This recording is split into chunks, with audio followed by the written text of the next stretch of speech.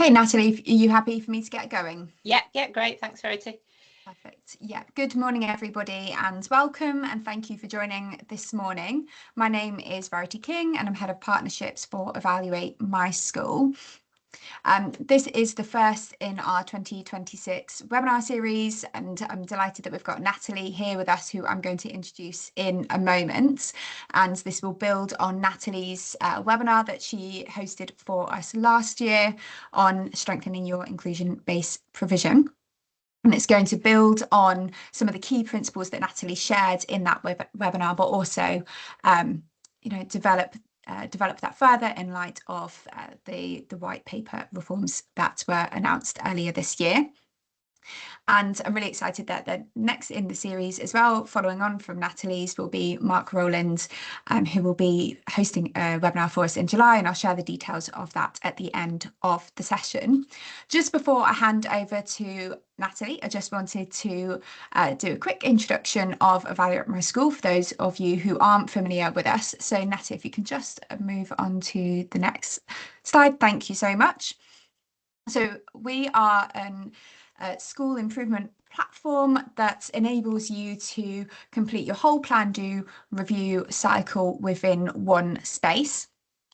So first and foremost, you start with evaluation, and enables you to evaluate and evidence different areas of your provision, enables you to then really dig into granular detail and analyse those the results of that evaluation, enabling you to highlight your strengths and areas for development at an individual and group level, which then enables you to create a strategic and interactive action plan directly from that evaluation.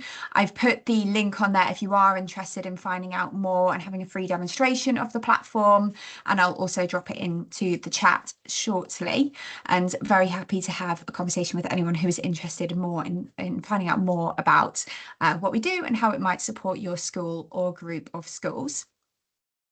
I'm really, really pleased to welcome Natalie to this session, and I know that many of you will already be familiar with Natalie's work. Natalie has extensive experience in leading Great Send provision at school, trust and policy level. She's the author of The Perfect Senko, The Teacher's Guide to SEN, and co-author of Beyond Boundaries, Leading Great Send Provision Across a Trust. So we're in excellent hands this morning, and without further ado, I will hand over to you, Natalie. Thanks very much, Verity. Morning, everyone. Really, really good to see you all here today. We've got a surprisingly high number of people joining us today, which is great. And I think that just sort of it emphasises that, you know, inclusion bases at the moment really quite a hot topic, aren't they? So as Verity said, my name's Natalie. I'm a SEND consultant, and I work with lots of different schools and trusts to support strategic leadership of SEND, and also work as a partner with EMS and Whole Education on Whole Education's SEND programme, which I'll very briefly mention towards the end of the webinar. I'm spending quite a lot of time at the moment working with schools and trusts on supporting development or embedding of inclusion bases, and helping schools and trusts to really look at what makes a quality inclusion base. I've also been part of the DFE's advisory group, who've been putting together the national guidance on inclusion bases, which I'll briefly mention later, which is due out imminently. And I think that guidance is going to be really quite important, because at the moment there isn't a lot out there in terms of guidance, research, etc., for leaders who are, you know, developing inclusion bases, and it's you know, it's not an easy thing. So hopefully this session will help you kind of to think about wherever you are on your inclusion based journey, you know, whether you're just starting to think about developing one, whether you've got plans for September, whether you're already up and running with your inclusion base and want to think about how you can strengthen it further. So we'll be sharing some examples of good practice, talking about some of those kind of key principles, and then also talking a little bit about how we can evaluate our inclusion base as well. As Verity said, some of you may have joined us on the last webinar that we did about a year ago. So some of those key messages and principles, will be the same, but I'll share some different examples of practice, and also want to sort of think about that national context, which clearly has moved on since then. So the session's due to run for an hour and a half. What we're going to do for the last sort of 15 minutes or so is to do a bit of a Q&A. Now, just because of the kind of the numbers that we've got with us today, what we're going to ask you to do is to, if you've got any questions at all during the course of the webinar, is just to add them into the chat. So the chat is open for you to put your questions in. And then what Verity will do during the webinar is to kind of group those sessions together, and then we'll have a little bit of a Q&A towards the end of the session. Having said that, we really like to encourage you to sort of interact with each other during the session through the chat. So if any of you are asking questions, if anybody's got solutions to those questions, please do add those yourself to the chat. If you've got any ideas, examples of good practice or resources that you think are worth sharing or mentioning, again, please do just comment in the chat. That'd be great. Okay, so let's start then by thinking about the national picture in terms of where we are in regards to the government's kind of direction in terms of inclusion bases. We'll start with what's been outlined in the white paper. So the white paper, as I'm sure you all know, sets out that government's kind of plans for SEND reform. And it's worth mentioning, I think, at this point, that the consultation ends today. So if any of you wanting to contribute to the consultation for the white paper and haven't had a chance to do so, you've got until, I think, 11:59 this evening in which to do that. So I would encourage anybody to do that if you haven't had an opportunity. So again, as I'm sure most of you will know, inclusion within mainstream schools is a key part of the reforms, and as part of that development of inclusive practice, the government is encouraging more and more schools to open inclusion bases, and we're using this term now, inclusion bases. But prior to the white paper, we had all these different terms that were being used by different schools, by different local authorities. We had SEN units, we had resource bases, we had resource provision. So we're now using this one generic term of inclusion bases, and the government defining inclusion bases as this kind of dedicated safe space away from busy classrooms where pupils can access targeted support that bridges the gap between mainstream and specialist provision. And ultimately that bridging of that gap is what most inclusion bases will be really focused on. The government have then defined two different types of bases under that generic term of inclusion base. So first of all, we've got the specialist bases. So those are the bases which are essentially commissioned and usually funded by local authorities, working in partnership with the school or trust. And then the support bases. So those are the bases that are internal bases that individual schools or trust would commission and fund themselves. Inclusion bases sits within that new tiered system in terms of the layers of support. So within that new system, over and above the universal offer, we then have these three different layers of support. So targeted support, first of all, for those children who require something which is additional, that'll be outlined in the individual support plan. And then the targeted plus level, which is at the point where children will likely to require some kind of external support. And it's at this point where the government are talking in the white paper about support may include access to a support base. So that's the school's internal base at that point. And then we've got the specialist level. This is the point at which children will have an EHCP because they require one of the new specialist provision packages. And it's at this layer where the government are saying support may be delivered through a specialist base, and that's the local authority commissioned base. So that's where it's kind of the inclusion bases are sitting within the new system. So we've got the support bases at targeted plus level, and then the specialist bases at specialist level. In the white paper, the government set out the expectation for all secondary schools to have an inclusion base. It isn't a specific timeline on that, but we know in terms of the overall timeline of the white paper, we're not talking about the next year or 2 years. Actually, this is a kind of well, essentially it's a kind of a 10-year plan really, but there is that expectation that eventually all secondary schools will have some kind of base, be that a specialist base, a support base, or in some cases both, with an equivalent number of places in local primary schools. And the government have already invested £3.5 billion for local authorities to invest in specialist provision, and that includes supporting development of both specialist and support bases. And I think that's really important for people to know about that, because different local authorities are using that in different ways. Some are focusing more on using that funding to develop specialist bases that they're commissioning themselves in mainstream schools. Other local authorities are taking a slightly different approach and are actually using some of that funding to support schools to develop their own support bases. So actually, might have kind of might be offering grants, for example, to schools to support in that initial setup of support bases.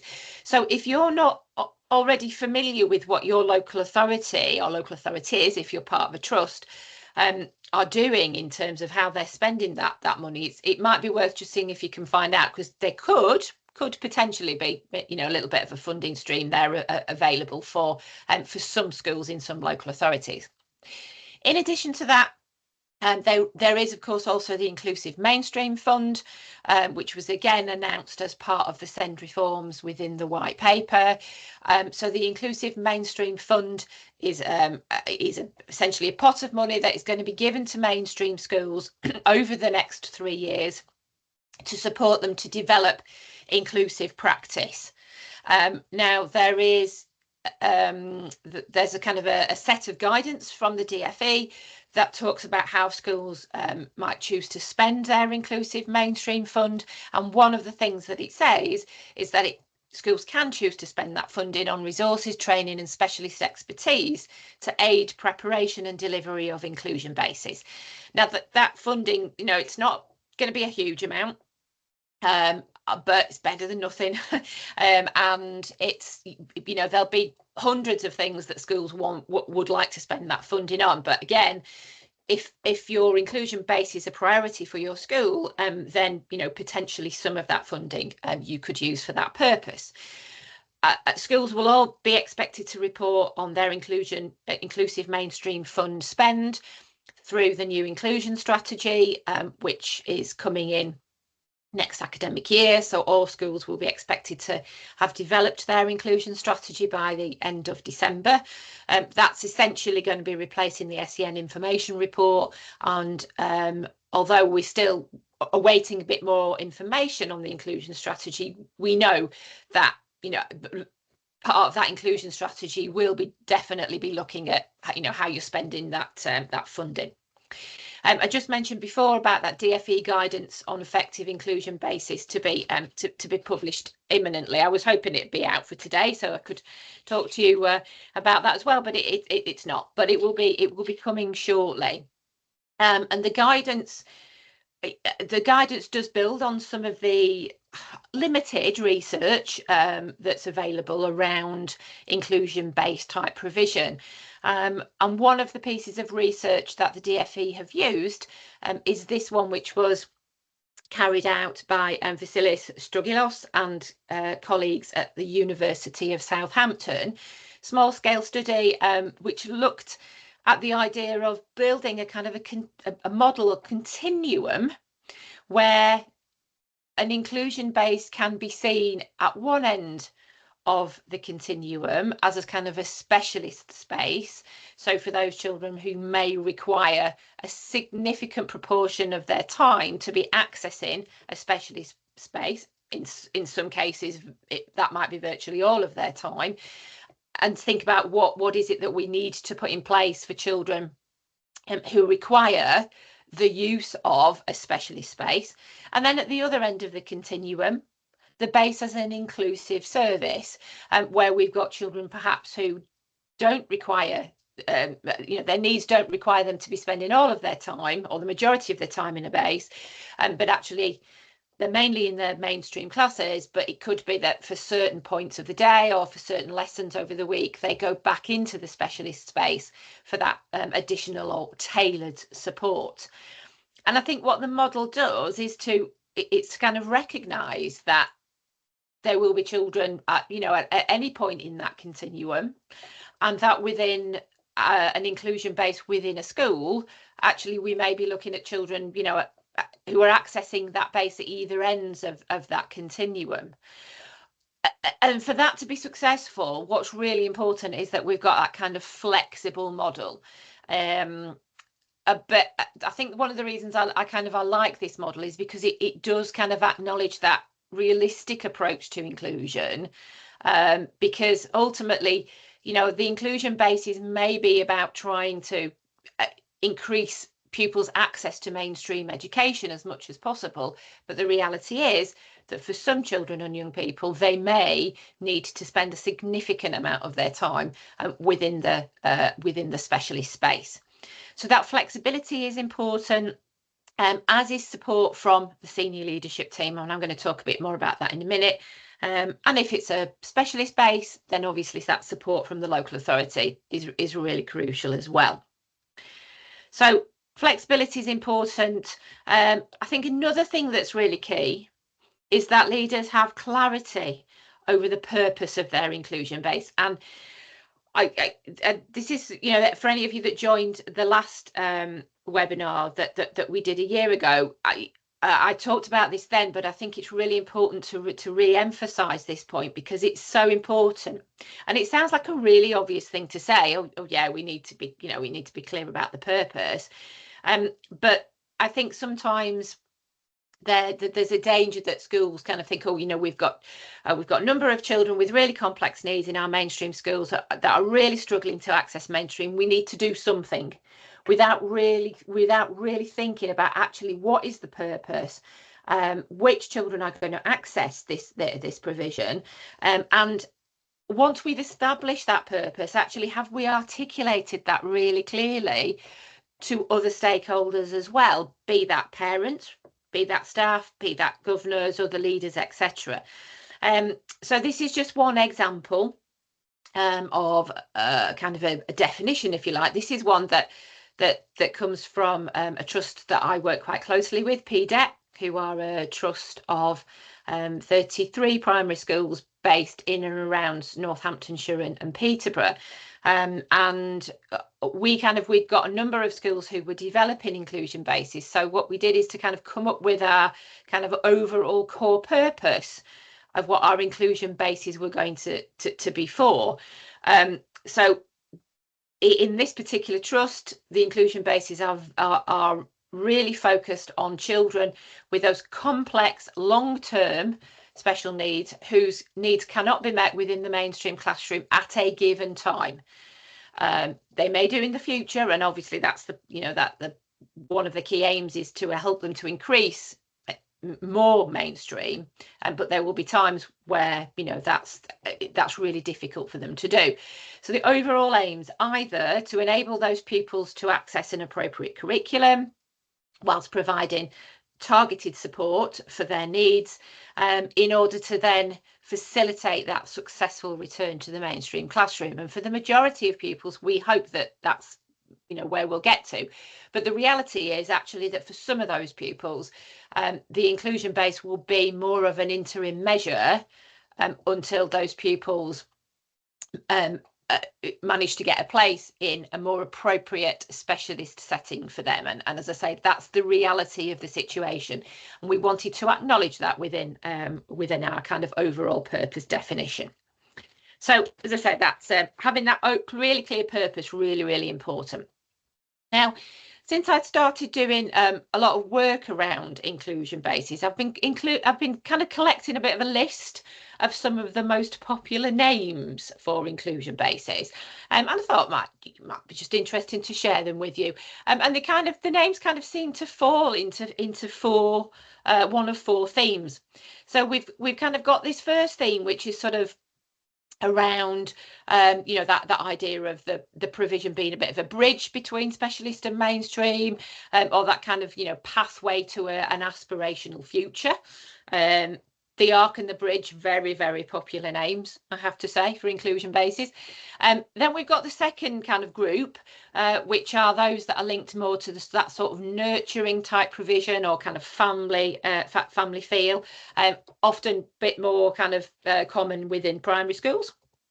And then we've got the third group of names, which are all related to nature. And then we've got the fourth group, which are all related to animal habitats.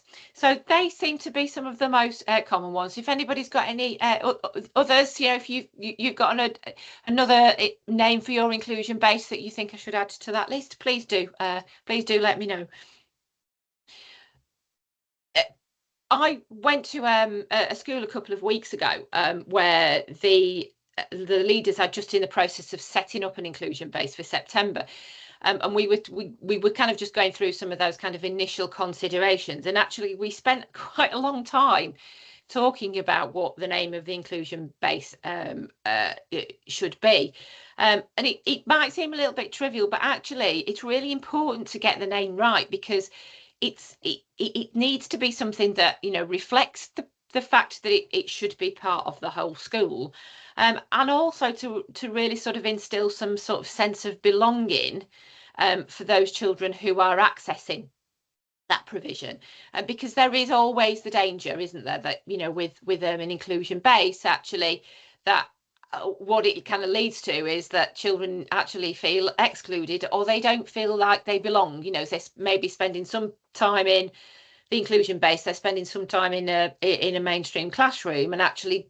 they don't necessarily feel like they belong to either. So actually instilling that sense of belonging for those children, no matter how long they're accessing that inclusion base for, is really important.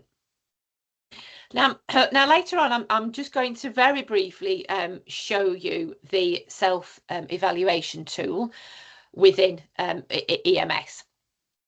But I just wanted to kind of to point out that the self-evaluation tool itself is focused on 5 kind of key areas of high quality provision. So that's leadership and management, first of all, then the environment, knowledge of pupils, assessment and outcomes, curriculum, teaching and learning, and then wider provision and partnerships. And so what we're going to do is just to really think about some of the key considerations for each of those 5 areas. I'm going to share some examples of what generally works around each of those 5 areas, but also to share some examples of what some of the pitfalls can be as well.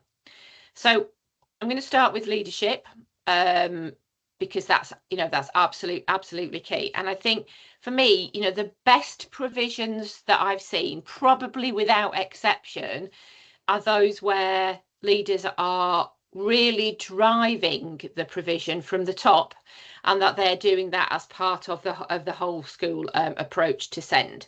So all leaders are involved, all leaders are invested, and it's not just about leaving it to the SENCO, which again, there is a danger that can happen. And it probably makes a lot of sense for the SENCO to be quite heavily involved in the development of a provision and the running of a provision, the monitoring of a provision, but it's not just about leaving it to the SENCO. This is something that needs to involve all leaders.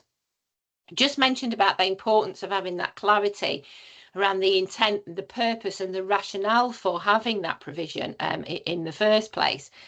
And I think one of the things that's really important is to have very, very clear entry criteria to make decisions about which children and young people will be accessing the provision, because there is a bit of a danger that, you know, you could end up with essentially too many children in there with such a complexity and range of needs that actually you end up kind of serving, you know, nobody. And or the other thing is that provision becomes a bit of a dumping ground, which, you know, sounds like a bit of a negative thing to say, but again, that's the reality. That idea of, you know, teachers sort of saying, "Oh, I've got this child with really complex needs in my class, and they need to be in the provision," and particularly where those children may be displaying quite challenging behaviour. So to really have that clarity for staff and for parents as well, clear entry and exit criteria, I think is important, and that then helps us to sort of take that flexible response to changing needs and to changing cohorts, because they, you know, they will change, and our entry criteria may need to change over time as well. But at least if we've got that clarity, then when we're having those conversations with staff, with parents, we've got something really clear to kind of refer back to. And I would say as well, I'll come back to that in a minute. One of the things I think that's quite useful is to have almost like a set of overarching principles for your provision. And this is an example that I've taken from one particular provision, again, and another one that I've worked quite closely with, where actually, you know, we're thinking about different models in different schools are going, you know, they're going to look very different, because the model has got to be appropriate for your children in your school. So they will be very different models, but ultimately most or all of these principles should really apply no matter what your no matter what your model looks like within your school. So I think having those, as I say, those really key kind of principles laid out, and making sure that we go back to those and we revisit those on a regular basis, I think is really important. There are a couple of the principles there that, you know, relate to things like ensuring that class teachers remain responsible, and that all staff understand the purpose of that provision. And I'll talk a little bit more about that later on. But I think for me, one of the key things about having a successful provision is getting the right staff in. You know, the right staff can absolutely make or break a provision. And again, it's not easy, because actually it requires skill to be able to really effectively meet the needs of pupils who, you know, have lots of different complexities. So in terms of staffing, you know, there should be that oversight from SLT, be that from the SENCO or somebody else. The provision should really be led on a day-to-day basis by someone who has the right experience. Generally, you know, I would recommend that is a qualified teacher. The reality in terms of school budgets means that that's not always possible. But again, if we've got that oversight from somebody who is part of a senior leadership team, who is a qualified teacher, who can support some of that kind of day-to-day running and managing of the provision, that might be a bit of a compromise. But ultimately, you know, where we can, best practice suggests that we have qualified teacher, because actually it's really unfair for to put those expectations on all unqualified or inexperienced staff, again meeting the needs of some of our most complex children, and it is difficult. And I think one of the things we really need to make sure we remember is to think about, or don't underestimate, the importance of the staff well-being. and providing our staff within our provisions that opportunity to kind of talk through any challenges, and perhaps to introduce something like supervision, for example. The other thing, of course, that's really important in terms of leadership is that allocation of adequate funding. Now, for most support bases where they're internal, it's likely that most of the funding will come through pooling of EHCP funding, to provide staffing, to provide resources, and so on. But there may be also those those kind of initial setup costs that sometimes we don't always think about, in order to really sort of develop an effective environment, which is what we're going to move on to talk about now. One of the challenges that schools might face is, well, first of all, physically finding some space for a provision, or even, if you have got that physical space, making sure that you're really making the most of the space that's available, because I think sometimes we can undervalue the importance of the environment, because I think the environment says a lot about how much we value the provision within our school, and then ultimately, how much we value the children that are accessing that provision. So I'm just going to talk through a few of these examples, but I'll do that by sharing a couple of photographs from some schools where the environment is really working for the children within those provisions. And again, these will look different depending on your module and your children. So the photographs on the left are from Little Explorers provision, which is an early years Key Stage 1 provision for children with communication and interaction needs at Whitchurch Infant School, who are part of St Bart's Trust, and their school is in Shropshire. Really fabulous provision. I spent a lot of time thinking about and developing the environment when they first opened the provision, and you can just see kind of there from the photographs that what they've really done with their provision is thinking about how the areas within the space are zoned.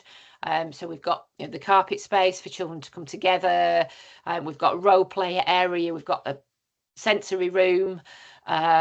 Very, very lucky, obviously, that school to have such an amazing sensory room.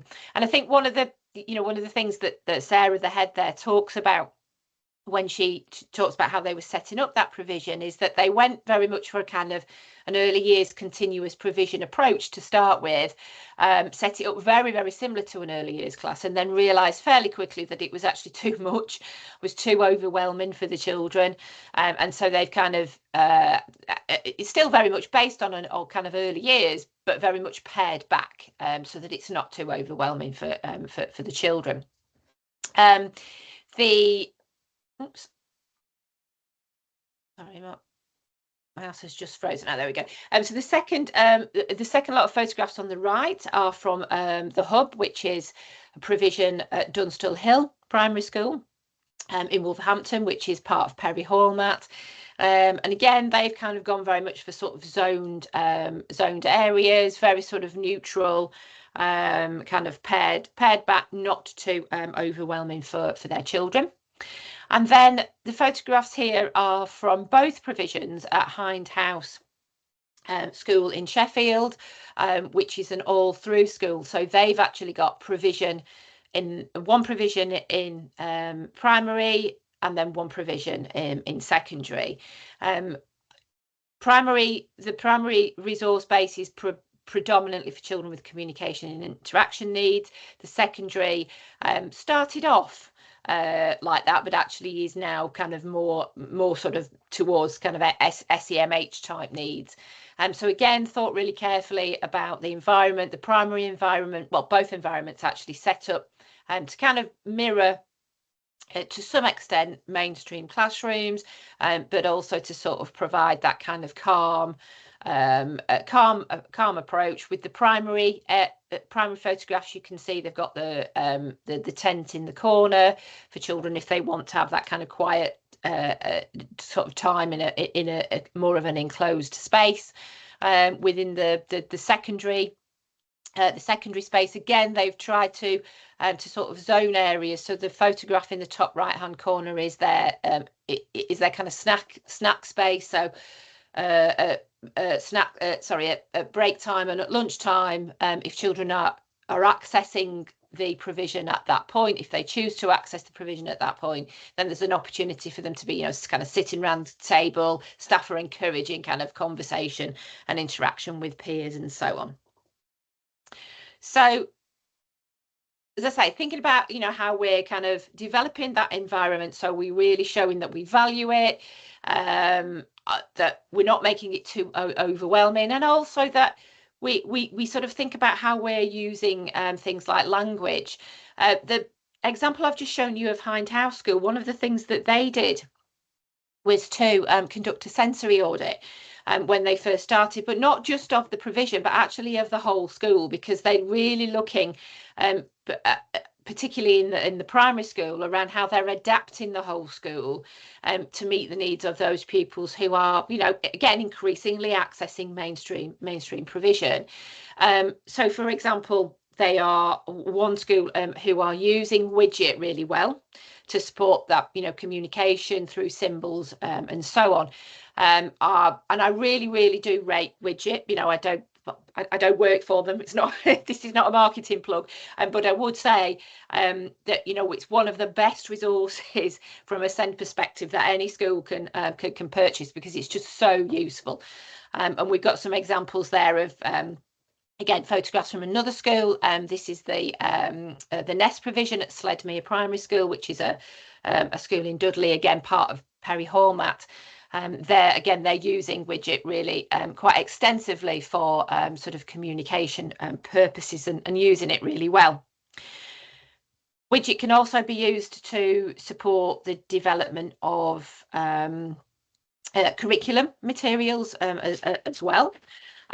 So, again, I've seen it used really effectively to support development of worksheets to use on PowerPoints, for pupil resources, for things like scaffolds, to support things like, dual coding as well.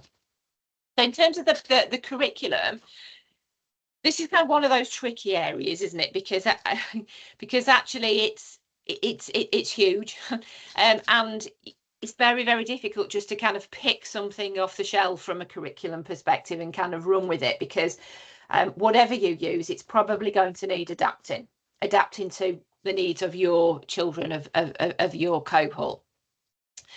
There are obviously existing kind of frameworks that we can use, be that the early years framework, be that the national curriculum and looking at earlier year group objectives. There are also alternative curriculums that we might want to look at. For example, the sensory curriculum, which can be particularly useful for children with sensory needs, with communication interaction needs. And there are also things like Equals curriculums available as well. And Equals is it originally was a curriculum developed predominantly for special schools, but actually now are looking at adapting their curriculum specifically to work within mainstream inclusion bases. So I think there's probably quite a lot of potential there with the Equals curriculum. So whatever we're using, as I said, probably we're going to need to adapt it, and I think it's important for our staff to kind of realise that we can't just develop a whole curriculum from scratch overnight. The number of times I've been to say do a review of an inclusion base, and the staff have said to me, oh, well, we're still really working on the curriculum, we've not got very far with it, we're really worried about it, and the provision's only been going for a few months. We can't expect a full curriculum to be in place and and working overnight. It's going to be very much an ongoing thing. We need to make sure we've got flexibility within that curriculum, so that the curriculum that we're developing is ambitious, because that ambition is still really important. We don't want to be lowering our expectations for children just because they happen to be part of our inclusion base. So having real clarity on our curriculum offer, I think, is really quite key. And again, what your curriculum looks like, what you're going to prioritise, will depend on the model in your provision and the barriers to learning for your children and young people. But ultimately, we need to get that balance of ensuring access to national curriculum, both core and foundation subjects, be that at a developmentally appropriate level for the children that we're teaching. And we want to, through that, we want to make sure that we're developing some of those key academic knowledge and skills, particularly in terms of sort of literacy and numeracy. We want to make sure that our curriculum offer is enhancing communication skills, social, emotional, physical skills. And again, depending on the needs of your children, will depend on which of those elements are really need to be prioritised.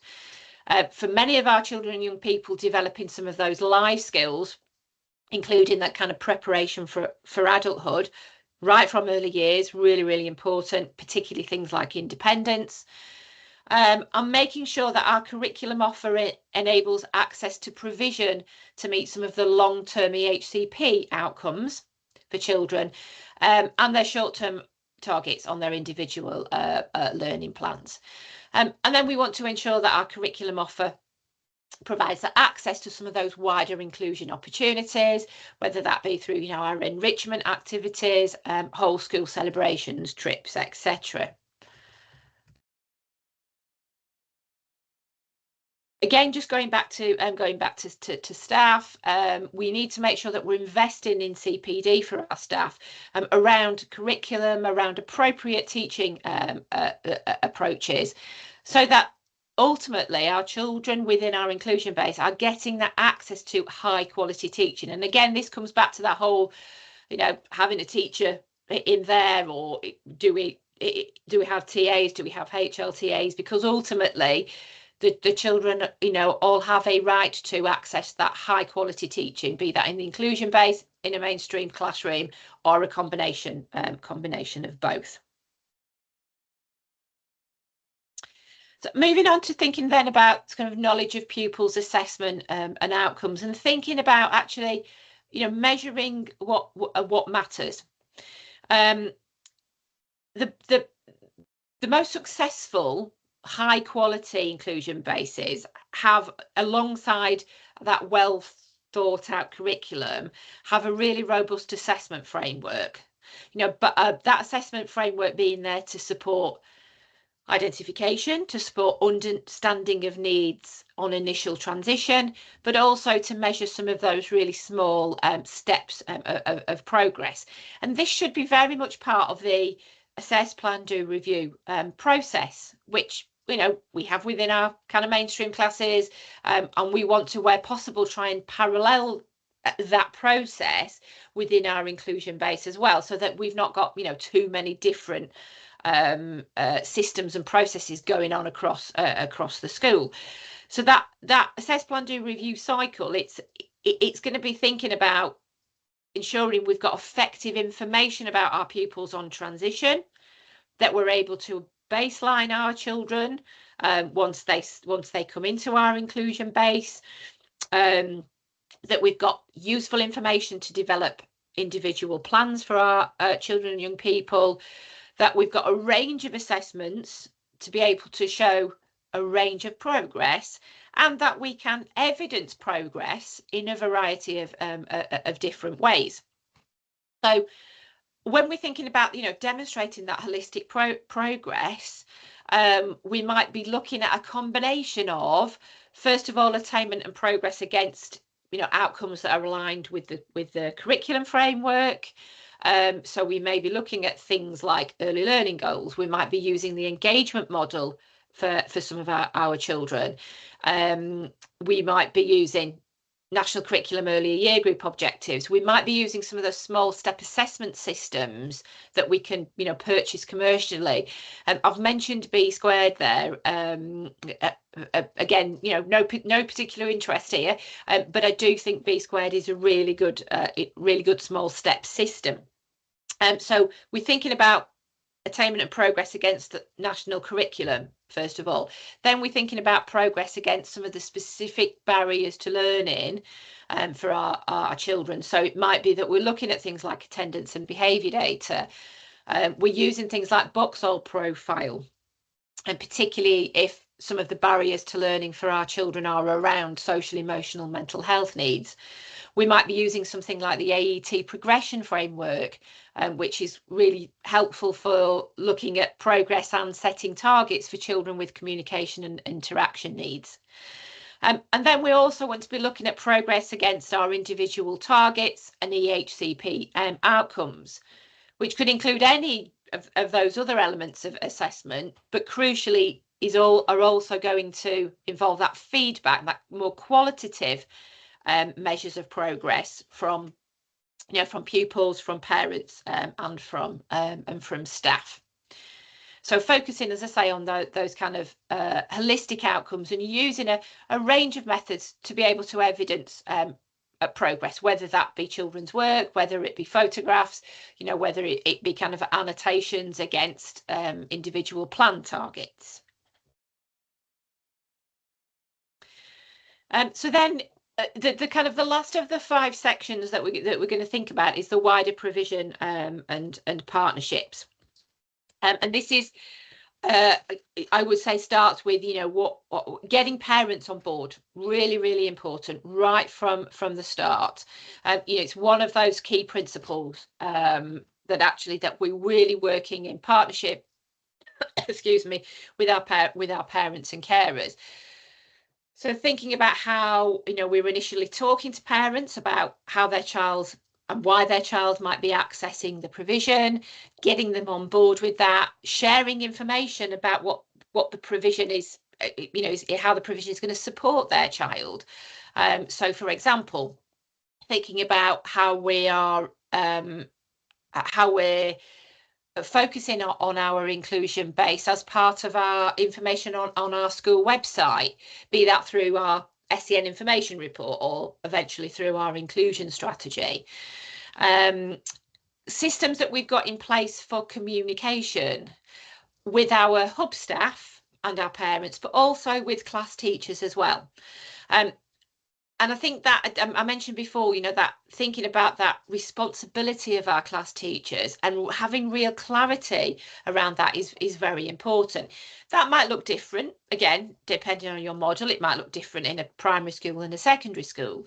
But, you know, one of our key principles, for example, particularly within a primary school, is around class teachers ensuring that they continue to take that responsibility for the progress and achievement of the children that are in their class, even if they spend the majority of their time within the inclusion base.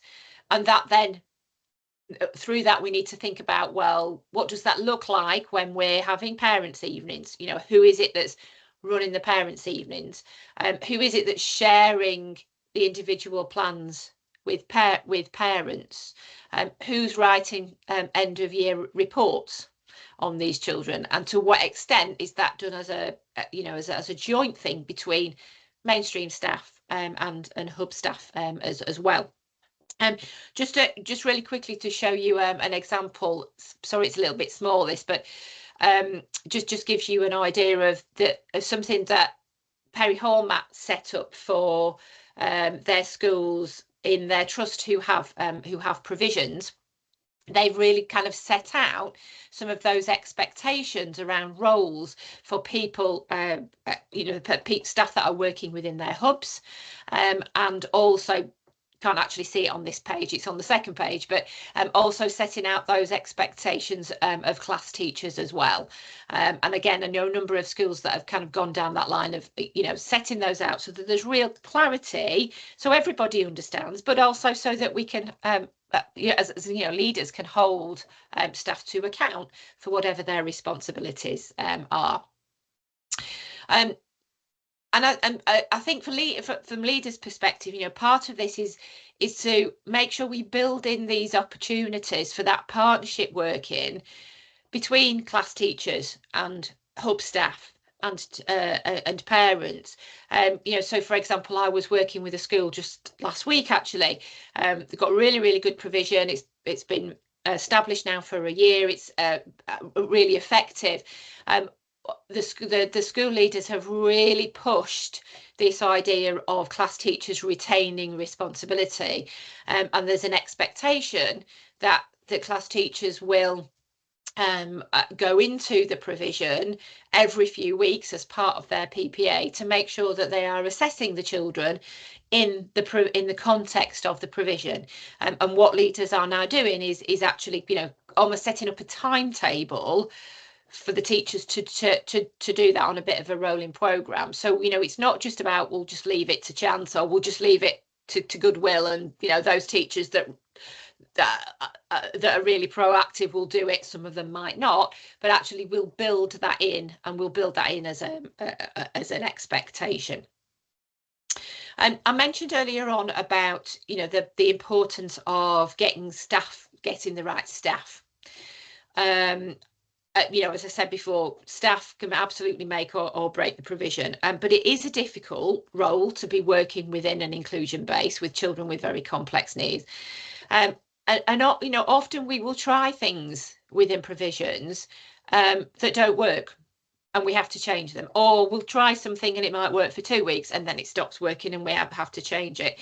And on occasions I've seen this happen, and actually the morale of staff in the provision can be really low because, you know, they think, oh, everything that we try, it's not working, you know, we're not being successful. So again, I think it's really important that leaders give staff that opportunity to talk through some of the challenges, to have things like supervision, but also to really understand that this is, you know, this is how it is with this type of provision, with the children with complex needs.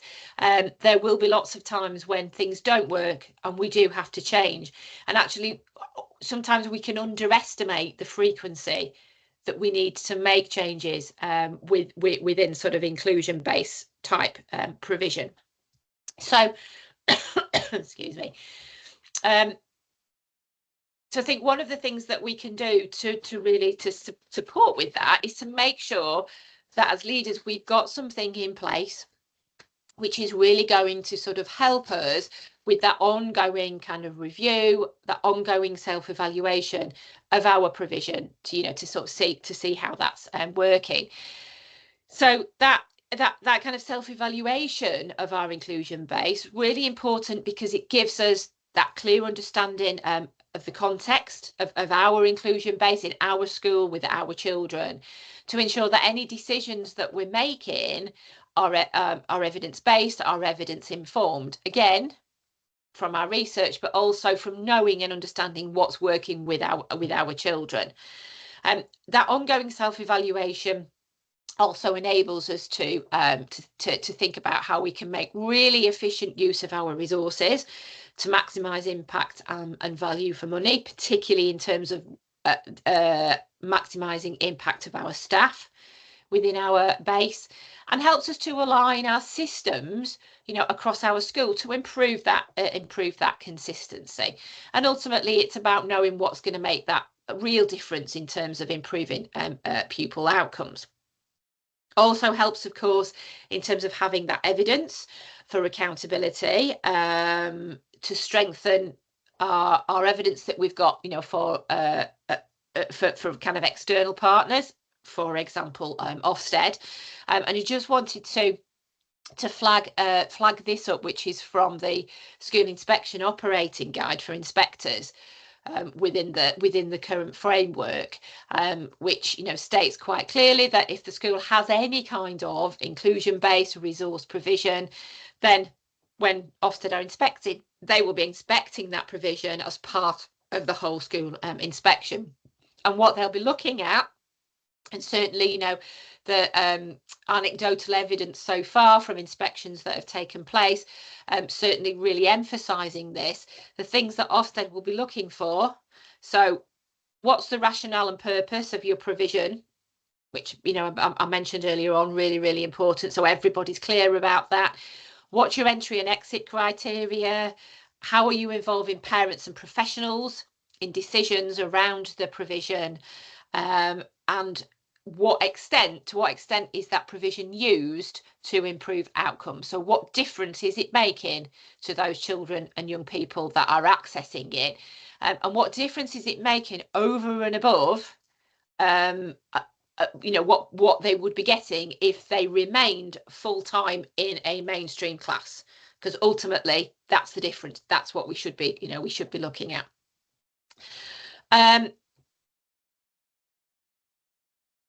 Another thing that we can use that self-evaluation process for is to kind of target improvement planning, to focus our efforts where it really counts. And I'm going to show you how we can use Evaluate My Schools to do that in a minute. I just wanted to show you this, which is, and again, apologies if I know this is really small. There's a lot of it on one page. This is a nutshell document which was developed by St James's Primary School, who are a school who are part of PDET, based in Northampton, and they have a provision called the ARC, which is a provision for children and young people with communication and interaction needs. And their ARC in a nutshell document is something which came out of something that they were doing for SEND across the whole school, where they're kind of summarising the provision that's in place for SEND in the school in 1 or 2 pages.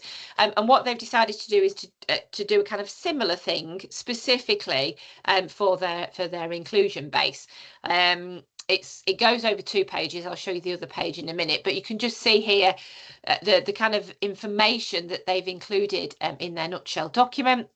So they've got a paragraph around their purpose and their intent, and what their intended impact is.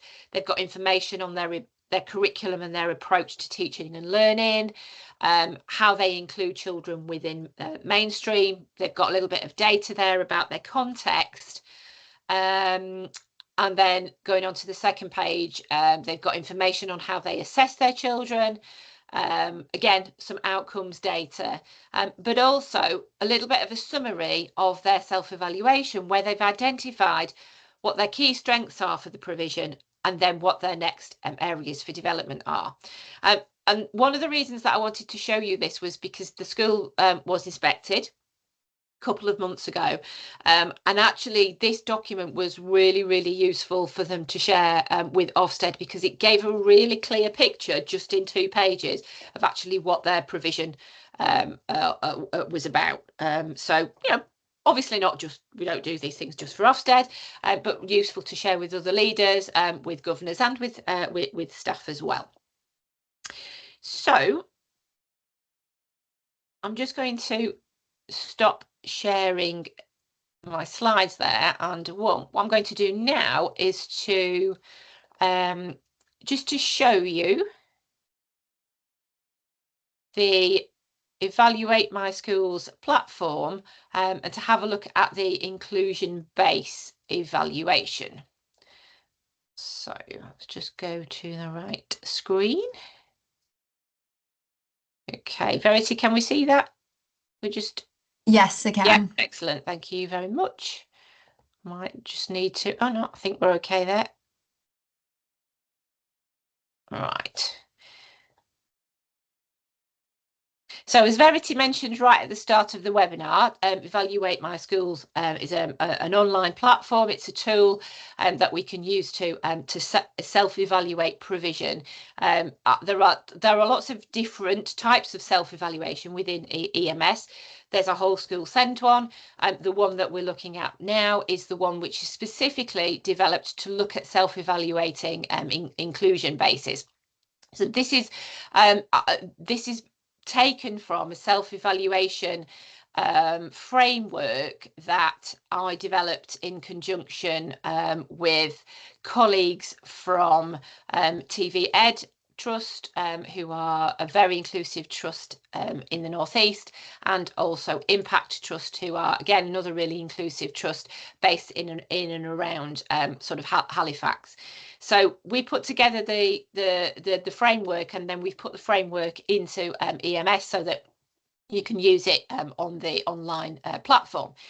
As I mentioned before, we've got the 5 different areas within the evaluation, and the idea is that for each of the 5 areas, there are a number of statements which we can have a look at, and then depending on where we feel we are with our provision, we can drag from sort of beginning to embedding.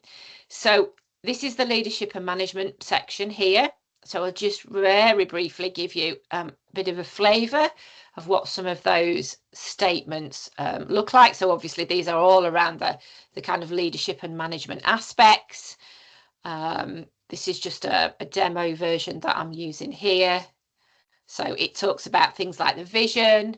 It talks about things like appropriate staffing, all staff being aware of their responsibilities, all staff understanding the purpose of the base, having clear criteria for admissions. There are a couple of statements within the framework as well, which are particularly relevant for any of you who have got local authority commission specialist bases. So for example, 1.9 here talks about clear service level agreement being in place.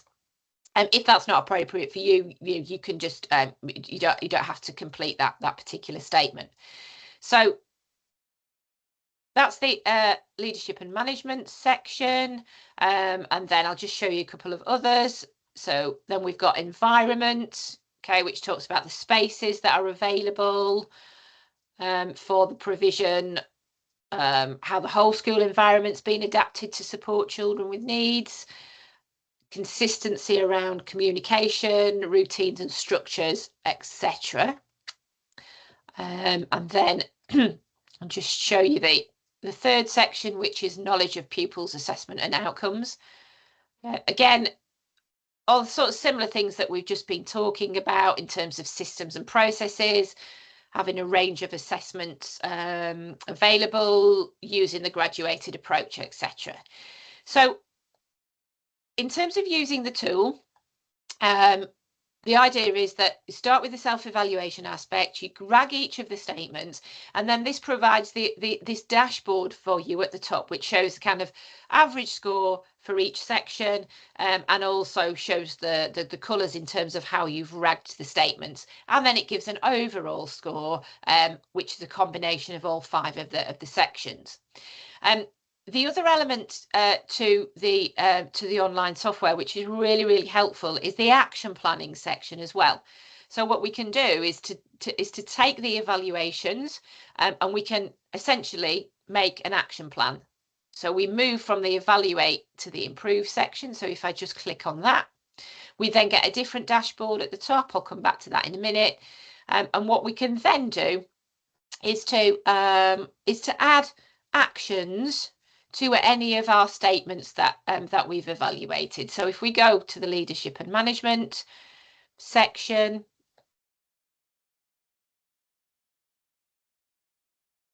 you can see here I've already sort of added a couple of actions onto an action plan. It's really straightforward to do because, as I say, it's taking out the statements from the self-evaluation and then putting it into the action planning. So you know, very, very kind of intuitive, and it's kind of all in one place. We also then get a dashboard which shows how much of our actions we've completed. So once we've completed an action, we can mark it as completed on the software. That will then show on the dashboard. There's a number of other things that we can do in terms of analysing our data, in terms of comparing data from start to finish, because we can go back to our statements, we can reevaluate them, and we can track the progress that we're making over time, and so on.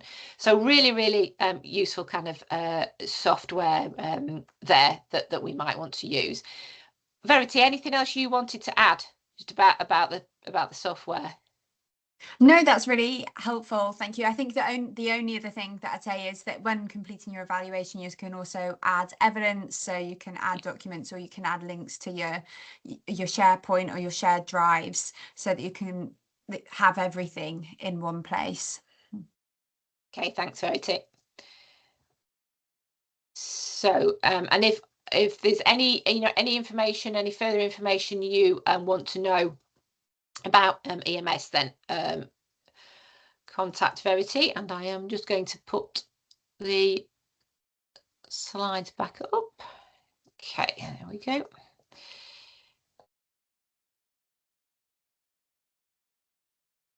Okay, so yeah, as I say, anything that you want, any further information, please do contact Verity, and Verity will just talk a little bit more about contact details towards the end of the webinar. Another thing just wanted to kind of point out and mention was around whole education. So EMS are a partner organisation with Whole Education. If you've not come across Whole Education before, they are a network of leaders who are kind of focusing on building skills that provide a holistic education for children and young people. Lots of kind of networking opportunities through Whole Education. Whole Education also run a number of school improvement programs, one of which is around whole school send. One of them is around developing your inclusion base. So if you think that kind of you want to have a real focus, and you want some more support with your inclusion base in terms of that self-evaluation and that action planning process, then joining the Whole Education Developing Your Inclusion-Based Programme might be something that you want to consider. So just really briefly, this is a professional development programme that leaders or hub staff can join, and what the programme will do is to support you, first of all, to kind of enhance that strategic leadership of inclusion bases. It will support the leadership processes, because it will provide you first of all with the self-evaluation and action planning tool through EMS that I've just shown you, and then there's also access to a whole range of high quality professional learning opportunities, kind of webinars, forums that you can join, and a national network which will also provide access to a range of resources as well. So if any of you think that you might be interested in finding a little bit more about that Whole Education programme, then do contact the Whole Education team, and the the email address is at the bottom of the screen there for you to contact the Whole Education team. Okay, right, so at this point we are going to go on to any kind of question and answers that people may have had. So if I just stop, I'm just going to stop sharing my screen. So Verity, Yes, over to you to let me know, because I haven't been keeping an eye on the chat at all, so I've no idea if anybody's put any questions in. Yeah, no problem. Sorry, just to say about the slides. Yeah, we'll be sharing the slides afterwards, so I'll send a follow-up email. If the email, because I've just seen one message in the chat, if the email that you want the slides sent to is different to the one that you registered with, please just drop me an email at info@EvaluateMySchool. It's in the chat, just so I know the correct email to send it to. But yes, we have a few different questions, and please do, if you've got further questions, please do put them in the chat. So the first thing is that we had a couple of questions around post 16. So firstly, is there an expectation for FE colleges to have an inclusion base? That's a very good question. There isn't the same expectation. It's not specified within the white paper, because the white paper talks about secondary schools, and then all secondary schools having one, and then equivalent number of places in primary schools. It doesn't necessarily talk specifically about FE. I think there may be some FE colleges where it might be appropriate to have similar kind of provision for some for some of their students, young people, but it isn't the same kind of expectation, certainly not that's laid out at the moment in the white paper. Great, thank you. And will there be funding for post 16 as well? There is a funding. So I mentioned about the inclusive mainstream fund before, and I know I did talk about primary and secondary schools. There will also be an equivalent funding for post 16. The formula that the government will use for that will be slightly different, but there will be some funding available. If you have a look on the DfE puts out some information on the Inclusive Mainstream Fund about 4 or 5 weeks ago. So if you have a look on the DfE website at that guidance, it will give you more information on that post 16 funding. Great, thank you. And then we just had a few comments, actually, rather than questions, about, you mentioned names, and to let you know of other names. And so we had Wiggle Room was one, the Lighthouse, the Pyramid, Milky Way, and the Harbour. Oh, okay, Milky Way. Okay, I'm assuming that's related to the kind of like space as opposed to the chocolate bar, but I might be wrong. Yeah, I think that was Ruth in Bedford. So and please, Ruth, correct me in the chat if I'm wrong, but the classes are constellations and they all come together in the Milky Way. Oh, nice. Like it. Yeah. Like it a lot. Yeah. And then, unsurprisingly, we've had a couple of Ofsted questions come through. Yeah. So will Ofsted have a clear understanding and knowledge of support bases? Oh, well, that's a very good question. I would certainly hope so. I know as part of, I don't know if we've got any Ofsted inspectors on the call with us today that could perhaps answer that question and put something in the chat.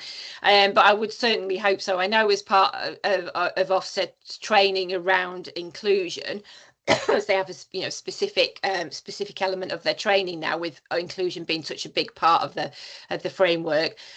Inclusion bases are certainly part of that. So I think all I can say is I would certainly hope so.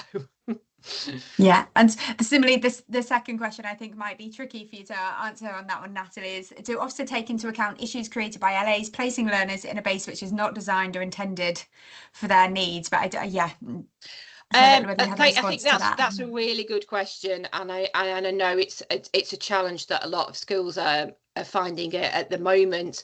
I think a couple of things just to say on that is obviously to make sure if you are in that situation, to make sure that you kind of you have the evidence, any evidence that you've got of that.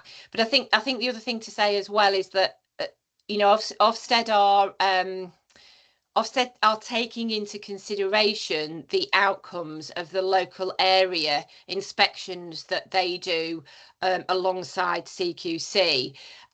So if there are particular challenges around things like that in a local area, then they should be coming through the local area inspections anyway, and Ofsted will already have that information. But I do, obviously it's worth mentioning as part of the discussion that you might be having with any Ofsted inspectors. But again, if you do have any specific evidence of that, I think that's worth sharing as part of the inspection. Great, thank you so much. And one more question was, is there any upcoming training on specialist support bases commissioned by the local authority? So I've said that we'll take it back and consider it as a future webinar kind of focus, but I Yeah. wondered whether there was any training that you could direct colleagues to as well, Natalie. Well, I had just noticed that Gary's on the call. So I don't know. I don't know, Gary, if you wanted to, if there was anything else that you wanted to say about the whole education program that I mentioned. Oh, So Gary's yeah, just dropped it in the chat. Oh, right. Yeah, he says, I think I'm muted. Sorry. Is it, can you unmute him, Verity? Or is that possible? Just in case you wanted to add anything. So Sorry, Gary, I didn't realise you were on the call. I think perhaps if those colleagues who are interested attend the session on Wednesday, perhaps, and then can find out more.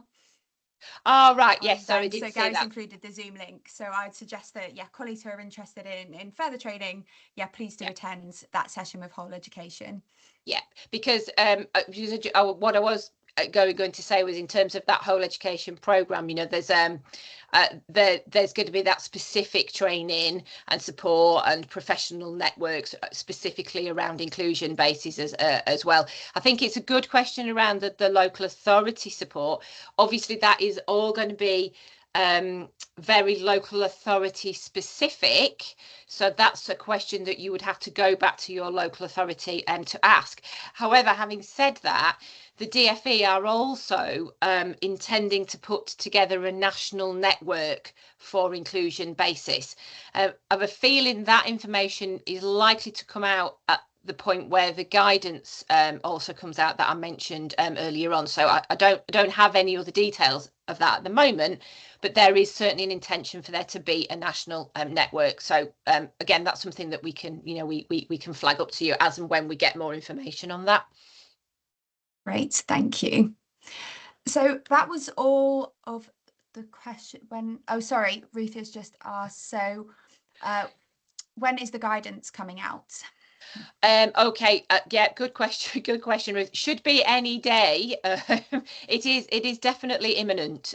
It is back with the DfE. They're just kind of finishing it off and getting it signed off at the moment. So yeah, that should come out any day. And as I mentioned when I talked about it earlier, that guidance will be aimed, particularly at those school leaders who are looking at kind of setting up a sort of initial setup of an inclusion base. But yeah, hopefully you will find that useful. I've just noticed that Kenny Wheeler has joined us as well. Morning, Kenny. Nice to see you. Nice to see you on the webinar. Kenny's also mentioned about any schools based in Surrey that the Schools Alliance for Excellence host specialist centre network meetings, which are free to attend. So that's that helpful to know. And if anybody else knows of any kind of local networks where you are, again, if you just wanted to add that to the chat, that'd be really helpful. Jay's just asked a question about, is EMS a paid for programme? Yes, it is. Is a simple answer to that. As is the whole education programme that we mentioned earlier on, that that uses EMS as a platform. Exactly, thank you. Natalie, I don't know whether you wanted to just share the final slides, and I'll just share a couple of things that we've got upcoming, a couple of pieces of upcoming news with Evaluate My School and next steps as well, just before we wrap up.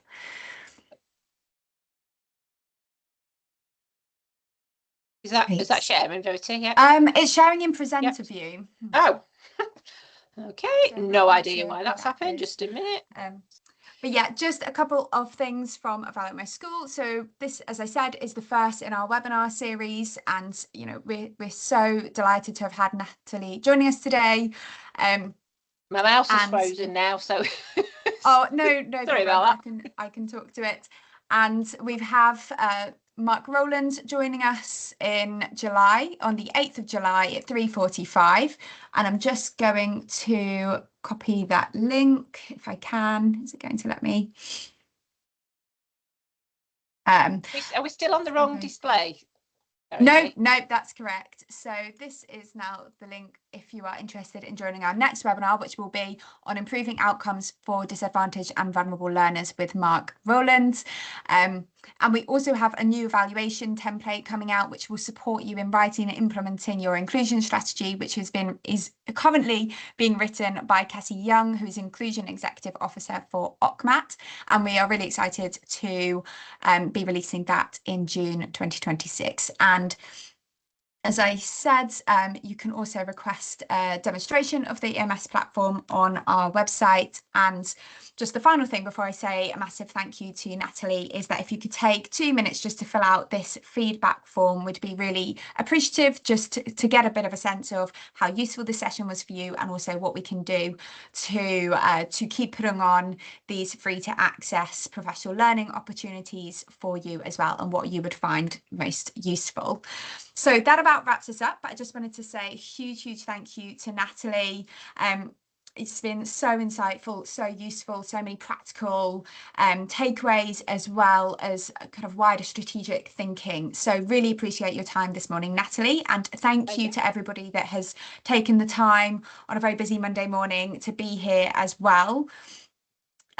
Yes, we hope you found the session useful. Please take a moment to fill in that feedback form, and we hope you join us for our next webinar. And I will email out the slides and a copy of the recording, which will be available for a short period following the session. So thank you, everybody. Thanks, everyone. And have a good rest of the week.